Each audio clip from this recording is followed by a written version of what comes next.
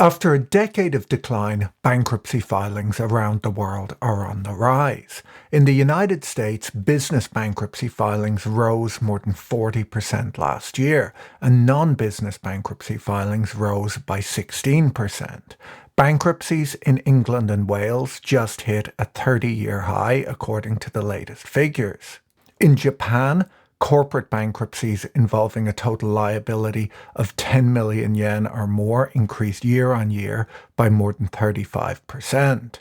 Germany's Federal Statistics Office announced that bankruptcies were up over 23% last year and that they're seeing a growing number of business and individual applications for insolvency and bankruptcy.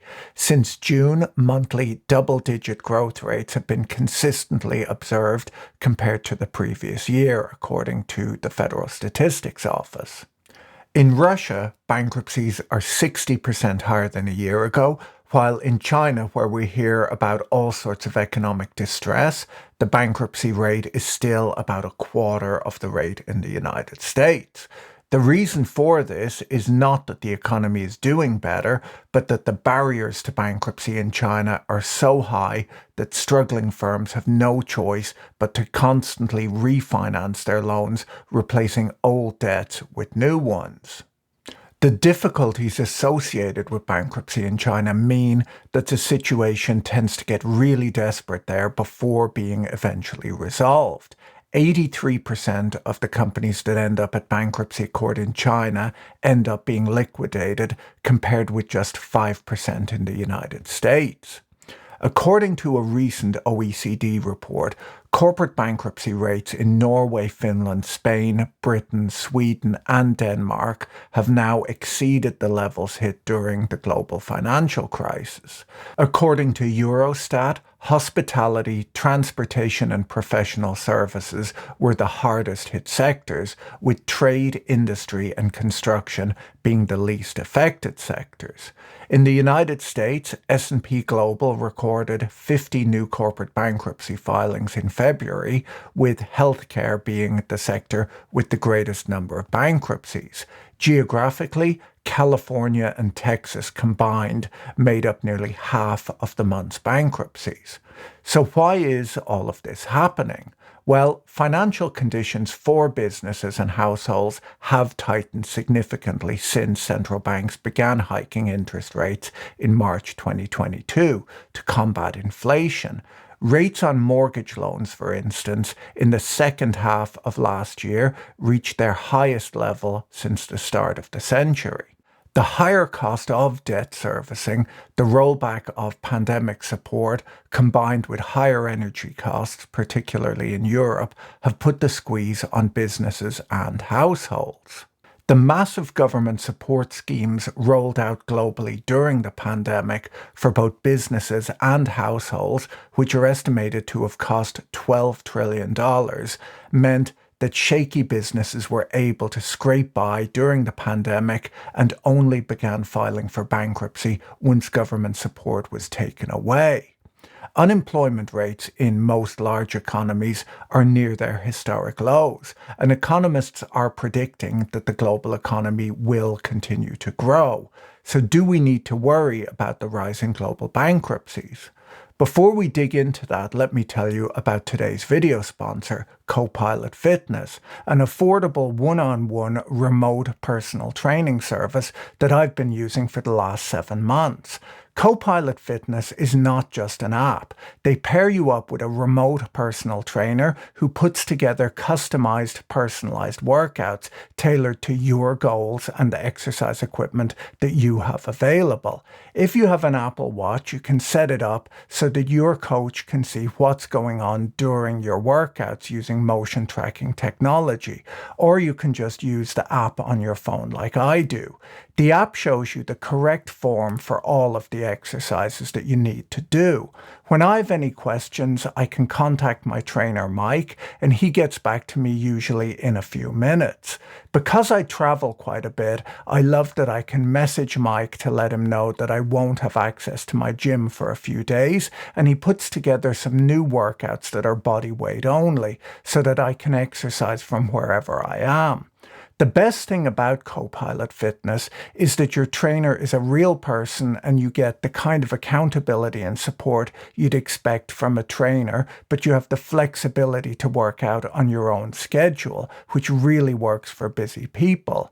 You get all of this for a fraction of the cost of in-person training. Click my CoPilot Fitness link in the video description to get a 14-day free trial with your own personal trainer. An example of an industry that experienced a boom-bust cycle in recent years is the logistics and trucking industry. Beginning in 2020, American consumers who were working from home and flush with stimulus checks and the money they were saving from no longer commuting or taking expensive holidays started to splurge on goods. Webcams, office desks, computers, and appliances overwhelmed ports, warehouses, and shipping companies. Online purchases exploded as shoppers avoided physical contact at stores. As consumers complained about slow delivery times, the logistics industry boomed. Due to the high demand, the cost of freight went up 70%, and the cost of running a freight business fell with the price of diesel fuel. According to The Economist, logistics firms hired 1 million workers and built 1.8 billion square feet of new storage space in order to cash in on the boom. By July 2023, the number of trucks for hire in the United States had almost doubled. When the pandemic ended, Americans reduced their online purchases and returned to their old spending habits, so lavish weddings and luxury pickup trucks. As demand fell, so did freight prices. Last summer, as the boom turned to bust, Yellow, one of America's biggest trucking companies, declared bankruptcy after 99 years in business.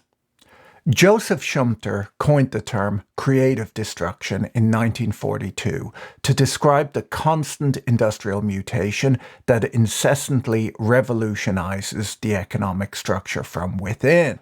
He argued that lost jobs, bankrupt companies, and vanishing industries are inherent parts of the growth system, and that, as unpleasant as it may sound, a lot of good comes from all of this economic turmoil.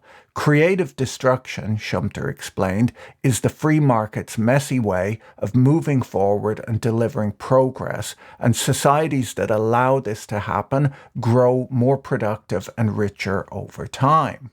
He argued that attempts to save jobs, industries, or businesses almost always go wrong. According to Schumpeter, interference to keep inefficient businesses in place comes at a high societal cost, as it prevents the movement of capital and resources to new, more efficient industries, which can lead to economic stagnation.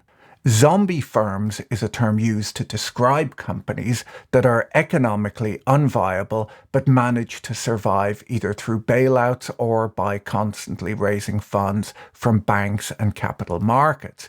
They are walking dead businesses.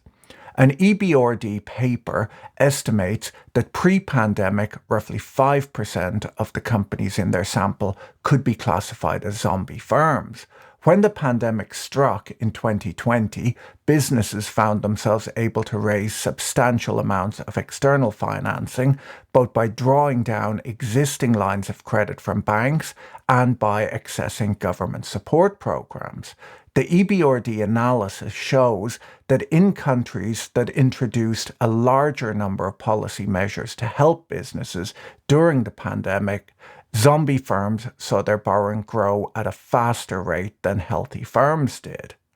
The meme stock mania during the pandemic also had the effect of funding zombie firms that even without the pandemic were on the path to bankruptcy. A Goldman Sachs paper from 2022 and an IMF paper from 2023 both estimate that the number of zombie firms doubled to 10% by the end of the pandemic.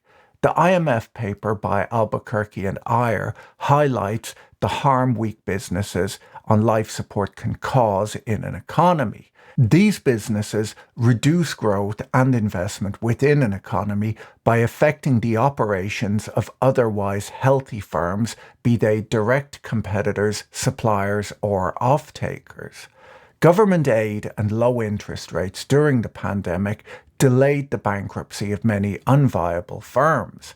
A big reason for the spike in bankruptcies that we're seeing around the world today is that higher interest rates and the withdrawal of pandemic relief programs has caused zombie firms to finally declare bankruptcy. So how does bankruptcy work then?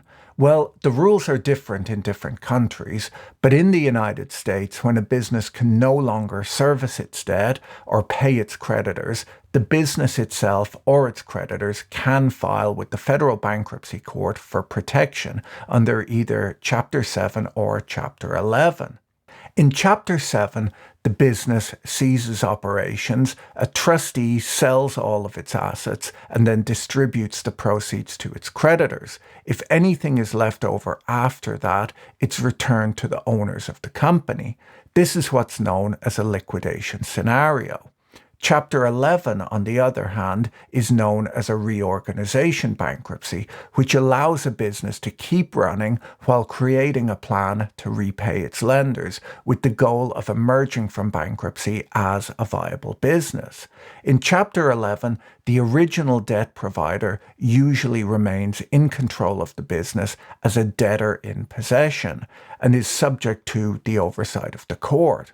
The process leads to three possible outcomes: reorganization, conversion to Chapter 7, or dismissal. In order to reorganize, the company must file, and the court must accept, a plan of reorganization, which is basically a compromise between the major stakeholders, including the debtor and its creditors. In a Chapter 11 bankruptcy, the company is usually recapitalized, meaning that more money is put in by either a new or existing investor who expects to earn a return on this new investment.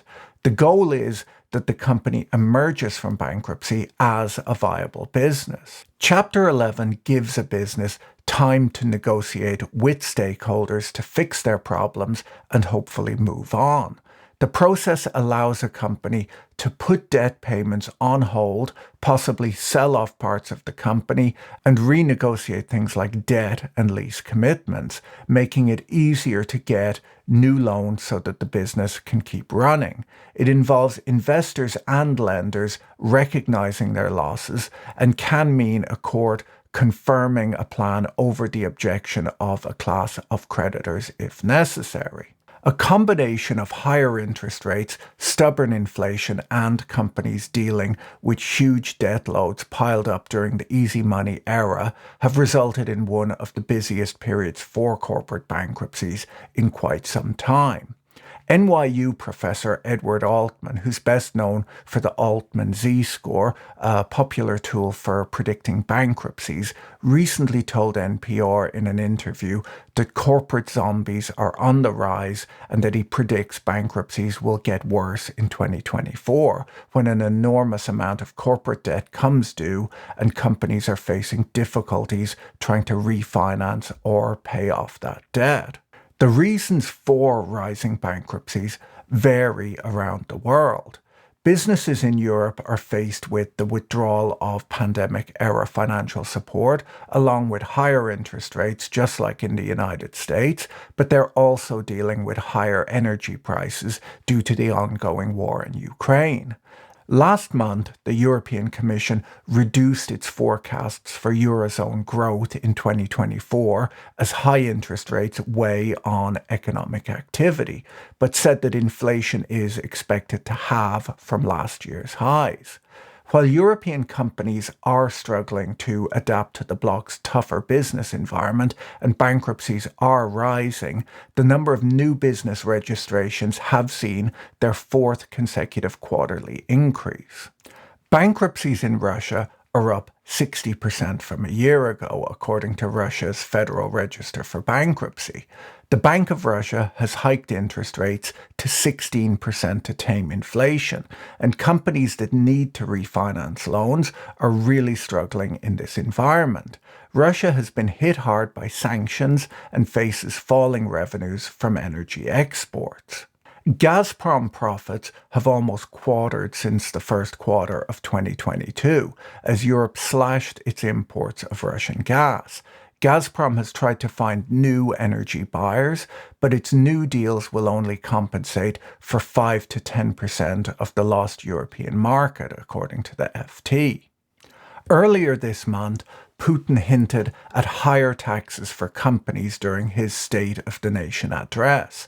The Moscow Times reported that this may include a windfall tax on businesses. Other than war-related sectors like arms production, the Russian economy is in rough shape. So why is China experiencing a much lower bankruptcy rate than the rest of the world when their economy appears to be slowing rapidly? A Hong Kong court recently ordered the liquidation of Evergrande, the world's most indebted property developer, which has more than $300 billion in liabilities and hundreds of unfinished apartment complexes across China. Even with this court order, it's unclear whether mainland Chinese authorities will recognize the Hong Kong court's ruling or not.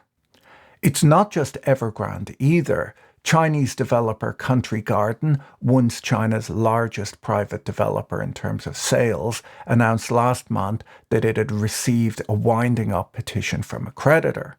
Firms like HNA and Anbang, who had gone on debt-fueled foreign acquisition sprees, saw their top executives being detained. You don't really want to be the leader of a high-profile Chinese firm that finds itself in distress. The Chinese government seized Anbang in 2018, while HNA went into bankruptcy administration in 2021. Despite all of this news, China's corporate bankruptcy rate is still less than a quarter of that seen in the United States. This is surprising when the country is experiencing a wave of corporate defaults, which includes half of the nation's 50 largest property developers. The reason for the low bankruptcy rate in China is that significant barriers to bankruptcy exist, meaning that struggling firms often have no choice but to refinance on worse and worse terms, replacing existing debts with new debts. Local officials in China push lenders to extend the lives of even the worst businesses. Most Chinese banks are state-owned or state-controlled, meaning that the government is on the hook for losses. A corporate bankruptcy in China is extremely difficult, requiring the consent of courts, creditors, local government, and often a regulator. Personal bankruptcies in China are even more difficult. Shenzhen is the only place in all of mainland China where local residents can file for personal bankruptcy, as a pilot scheme was launched there in March 2021. According to a paper by Junfu and Dong, these high barriers to bankruptcy mean that a large number of enterprises exist in China that have not been liquidated, even though they have gone out of business or had their licenses revoked, or are terminated without liquidation. As Shumter explained, the purpose of an efficient bankruptcy process is to return assets and resources as quickly as possible to the productive economy, reducing the financial distress costs associated with drawn-out insolvency. Although it may be politically difficult to recognize in China, once a borrower is unable to pay its debts, the faster an orderly bankruptcy process can occur, the less financial distress costs pile up for the overall economy. In many of the high-profile cases, the business owners want to cling on, hoping for the possible upside of recovery. The banks don't want to book losses, and politicians want to avoid the embarrassment of these businesses announcing their inability to pay their suppliers, their employees, or deliver finished homes to customers who have already paid for them in full. Unfortunately, the longer these bankruptcies are postponed, the greater the losses will likely be, and the slower the economy will be at redeploying assets and resources to more productive uses. So should we panic then about the rising number of bankruptcies around the world? Probably not. Rising bankruptcies are part of the business cycle and always occur at times of a slowdown or at times of great change in an economy. While bankruptcies are rising, many businesses also built up good cash buffers and secured cheap financing deals when rates were low. As I said earlier, economists are forecasting that the global economy will continue to grow, and right now, unemployment rates in most parts of the world are near their historical lows. While bankruptcies have risen, they're still modest by historical standards in big economies, including the US and Europe. If you found today's video interesting, you should watch this one next. Don't forget to check out our sponsor, CoPilot Fitness, using the link in the video description. See you in the next video. Bye.